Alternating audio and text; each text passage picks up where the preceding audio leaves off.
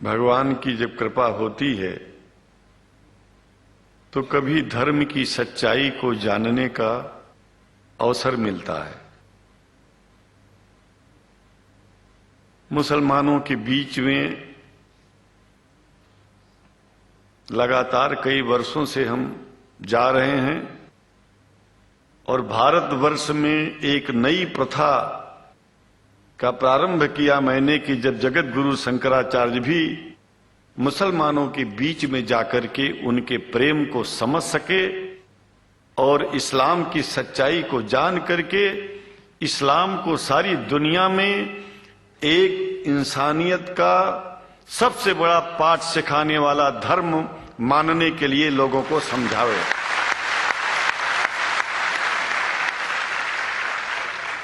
जब लोग इस्लाम को बेदर्द, मुसलमान को बेदर्द, तलवार के जोर पर चलने वाला धर्म बताते हैं तो अगर शायद धरती में कोई दुखी होता होगा तो सबसे ज्यादा दुख मुझको होता है।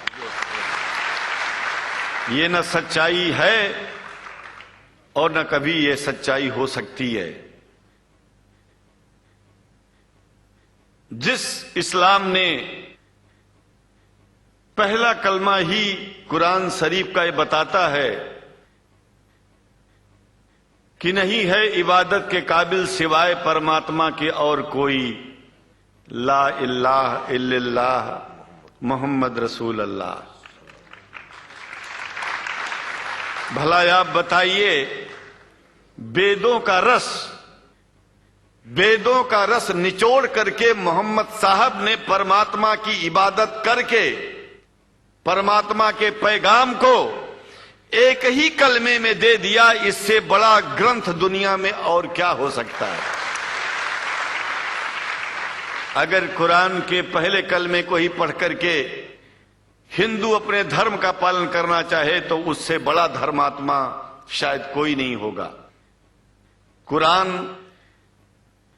को हमने गहराइयों में जाकर के तो नहीं अनुभव किया, लेकिन कुरान के मानने वालों के हृदय की गहराइयों में जाके देखा कि अगर इस्लाम को पूरी दुनिया अगर स्वीकार कर ले तो इसमें कोई बुराई नहीं है। इस्लाम परमात्मा के द्वारा बताया गया सिद्धांत है। इस्लाम किसी व्यक्ति का अपना नियम नहीं है, अपना सिद्धांत नहीं है। कुछ लोग भेदभाव पैदा करने के लिए इस धरती पर मुसलमानों को बेदर्द कह देते हैं, इस्लाम को बुरा कह देते हैं। मैं कहता हूं उनसे बुरा इस दुनिया में कोई नहीं है। वो शैतान के बच्चे हैं, खुदा के बच्चे नहीं हैं। क्योंकि जहां तक मेरी अपनी पहुंच है, हमने वेदों को पढ़ा, पुराण को पढ़ा, शास्त्रों को, हिंदू धर्म ग्रंथों को पढ़ा। उसके बाद में मुसलमानों के बीच में जाना शुरू किया। हमने मुसलमानों से हाथ मिलाया तो हमारा विरोध किया गया। ये अंडा खाने वालों से हाथ मिलाते हैं, शंकराचार्य कैसे हैं। अरे हमने कहा कि तुम्हारी समझ में नहीं आ रहा है। वो 5 बार इबादत कर लेते हैं खुदा की, तुम घास खाते हो और एक बार भी इबादत नहीं करते हो, तो तुमसे बड़ा अधर्मी दुनिया में कौन है। तुम अपने अधर्म को देखो। किसी के पवित्रता के सिद्धांतों का विरोध करना पहला अधर्म है। आप क्या खाते हैं, कैसे रहते हैं, अगर हमें आप दुखी नहीं करते हैं तो आपसे बड़ा इंसान दुनिया में कोई नहीं है। हम घास खाएं और आपके दिल को चोट पहुंचाएं तो हमसे बड़ा अधर्मी कोई नहीं है दुनिया में।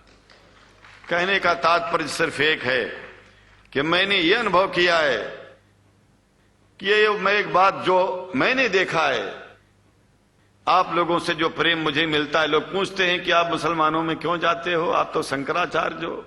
हमने कहा कि भाई मुसलमानों से पूछो कि हमसे इतना प्रेम क्यों करते हैं। वो हमसे जो प्रेम करेगा हम तो जाएंगे।